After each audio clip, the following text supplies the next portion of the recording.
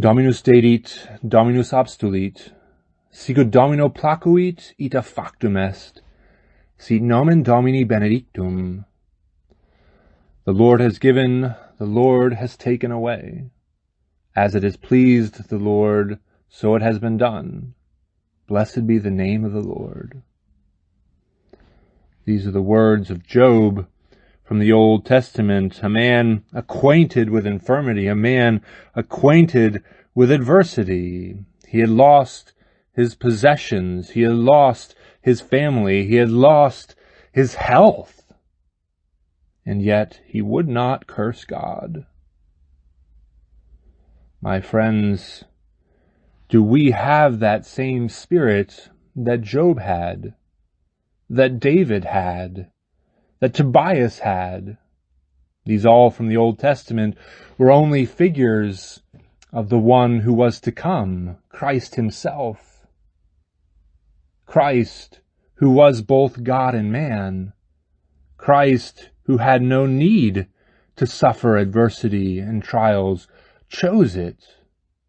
And he accepted it because he was the most humble of men, being the highest in his human nature.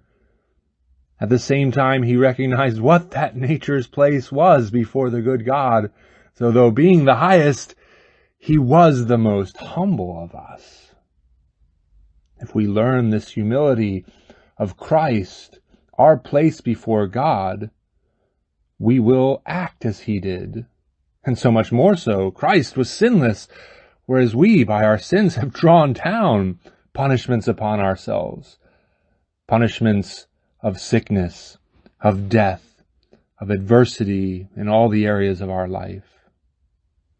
But if we have that humility, like Christ had, knowing our place before God as sinners, we will be like the apostles who came forth from the Sanhedrin after they were scourged for preaching Christ. They came forth rejoicing to have suffered something from God. They will come forth, you will come forth like St. Stephen, who, being stoned to death by his enemies, nevertheless says like Christ, forgive them, lay not this sin to their charge.